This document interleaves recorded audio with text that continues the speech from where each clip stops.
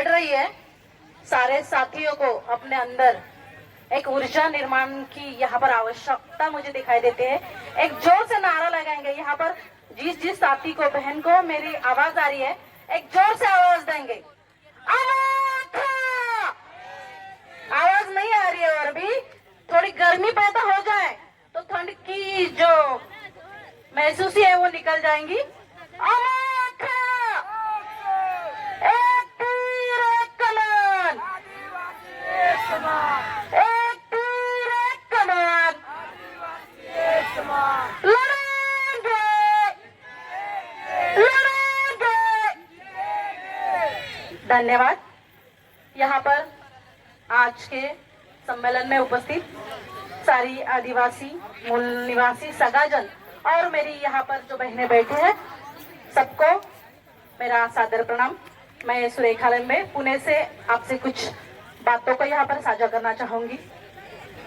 हम जो है आदिवासी, सारे लोग हमें इसी नाम से जानते हैं, पर बड़े भोले हैं, नादान है। लेकिन ये जो दुनिया है जो हमारे आजू बाजू में बिखरी है, वो तो बड़ी चालाक है। उनको पता है, ये बातों से फंस जाते हैं, दिल से वो हमें फंसा देते हैं और उनकी चापलूसी से, उनकी चालू दिमाग से हमें लूट लेती है। लेकिन यहाँ पर अभी मैंने जितनी भी महिलाओं को सुना है तो उनसे थोड़ी सी बातें मुझे समझ में आई कि फूल नहीं चिंगारी है, हम आदिवासी नारी है। कब तक चिंगारी रहेंगे हम? कब तक चिंगारी रहेंगे? ज्वाला कब बनेंगे?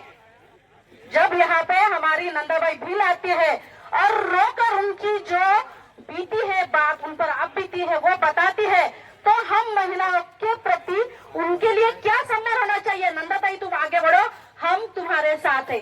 आज तक कोई नहीं था आपके साथ, लेकिन यहाँ पर जो भी महिला बैठी है, जो भी संगठक बैठे हैं, आज से इसके पीछे कोई नहीं था, लेकिन आज से हम आपके साथ है। यह जो आश्वासन है वो नंदाताई को हमें देना चाहिए। उसके लिए हमें अपने अंदर एक अलग सी हिम्मत जुटाना जरूरी है। जब तक वह हिम्मत हम नहीं जुटाएंगे, तब तक हम फूल की चिंगारी जो है उसकी ज्वाला बनने में समर्थ नहीं होंगे। यहाँ पर हम देखते हैं हम कैसे दिखते हैं, उसके बजाय हम क्या सोचते हैं, हमारे समाज के लिए, हमारे महिला के प्रगति के लिए हम क्या अपने विचार रखते हैं, कौन कौन सी बातों का मंथन करते हैं। देखा जाए तो अभी हमारी जो बहन है, उन्होंने कहा था कि 2018 से इस प्रकोष्ठ की स्थापना में उन्होंने अपना सम्मेलन जो है, क्या गठन जो है महिला का लगाया था। लेकिन मेरी जानकारी से मैं 2012 से शायद यहाँ पर जुड़ गई हूँ। तब मेरे ख्याल से रंजना ताई थी, साधना दीदी थी और कुसुम ताई थी। ये जो महिलाएं थी, इन्होंने 10, 12, 15 से लेकर 25 महिलाओं के छोटे से संगठन से इस बात को शुरू किया था। उसके बाद चौधरी दादा ने यह बात देखी कि ये दो महिलाएं क्या कर रही है, तब ये बात सामने आई कि हमें महिलाओं को भी अपना एक अलग संगठन करना जरूरी है। तो क्यों जरूरी है? तो ये जो समस्या हमें दिखाई देती है, उन सारी समस्याओं के लिए हमें एक संग होना बहुत जरूरी है। यहाँ पर अभी बहुत सारी संख्या में हमारे सगाजन है, दीदी लोग है, लेकिन जब किसी पर कोई आपबीती होती है तो इतनी संख्या में हम जुट नहीं पाते हैं।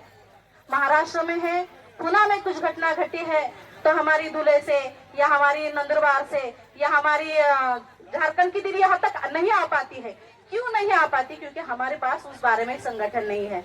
इस 32वें आदिवासी सांस्कृतिक एकता सम्मेलन में मैं आपसे यही विनती करना चाहूंगी कि जो बहनें यहाँ पर आई है, अलग अलग प्रांत से आई है, सबको यहाँ पर अलग अलग जो उनकी सेवा है, कोई वकील है, डॉक्टर है, कोई प्राध्यापक है, अभी हम कोई भी अनपढ़ नहीं है, सब लोग पढ़े लिखे हैं। लेकिन पढ़ने के बाद हमें अपनी महिलाओं के लिए अलग से क्या पढ़ना चाहिए, कौन से विचार रखना चाहिए, कौन सी विचारधारा रखना चाहिए, जिसकी वजह से हमारी कोई भी महिला जिस पर अत्याचार होते दिखता है तो उसकी पुकार पर हम एक साथ उसके साथ पीछे डट कर खड़े रह सकते हैं।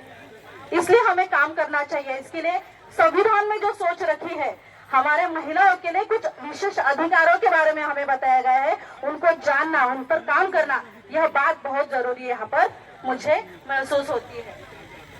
उसके बाद मैं और एक बात कहना चाहूंगी। लग चुकी है तलब, लग चुकी है तलब मंजिल की, खुद को आगे बढ़कर आग में झोंक देना सीखो। लग चुकी है तलब मंजिल की, खुद को अपना सीख लीजिए। ठोकरें कहती है मर जाएगा आदिवासी, ठोकरें कहती है मर जाएगा आदिवासी। आदिवासी को लड़ना नहीं छोड़ना है, उसको बोलना है हम इस बारे को देख लेंगे। किसी को भी पीछे हटकर डर कर जीने की कोई जरूरत नहीं। हमें जो संविधान से हमारे जो महामानव है, हमारे पुरख है, हमारे जो क्रांतिकारक नेता है, हमारी जो वीरांगना है जो यहाँ पर लड़ी है, उनका आदर्श लेकर हमें अपने में एक अलग अहम विश्वास निर्माण करना है और सारे महिलाओं का एक अलग से राज्यव्यापी विश्वव्यापी संगठन बनाना है। इसमें हर एक प्रांत के हर, जैसे अभी हमारे एक दीदी ने बोला था कि गांव-गांव में जाएंगे और वहां पर महिलाओं को इकट्ठा करेंगे। तो ऐसा संगठन हर जगह पे होने के बाद सिर्फ सांस्कृतिक महोत्सव में नहीं, हर साल में एक दो बार एक एक जगह पर जहाँ पर संगठन हुआ है वहां पर बाकी महिलाओं को बुलाकर हमारी जो समस्या है उस बारे में हमें थोड़ा सा मंथन करना जरूरी है, ताकि उन पर होने वाली जो आपत्ति है, दुविधा है, उसको हम थोड़ी सी मदद कर सकते हैं। हम समाज में क्या क्या कर सकते हैं, कौन कौन से क्षेत्र में काम कर सकते हैं, सामाजिक तौर पर, राजनीतिक तौर पर, विशेष करके महिलाओं के लिए क्या होता है। अभी भी गोटुल के लिए हमारी कुसुमता ये प्रयास कर रही है। हमारी कुर्मा घर की प्रथा आज तक पूरी तरह से खत्म नहीं हो पाई है। उसके बाद हमारे महिलाओं पर होने वाले अत्याचार, जिसका कभी जोर कर दब कर जिक्र भी नहीं किया जाता है, उनके न्याय के लिए हम सारी जो बहनें हैं, हमें एक साथ यहाँ पर खड़ा होना जरूरी है। अपने विचार को यहाँ पर साझा करना बहुत जरूरी है। यह बात रखकर मैं अपने वाणी को यहाँ पर विराम दूंगी। यहाँ पर के जो आयोजक है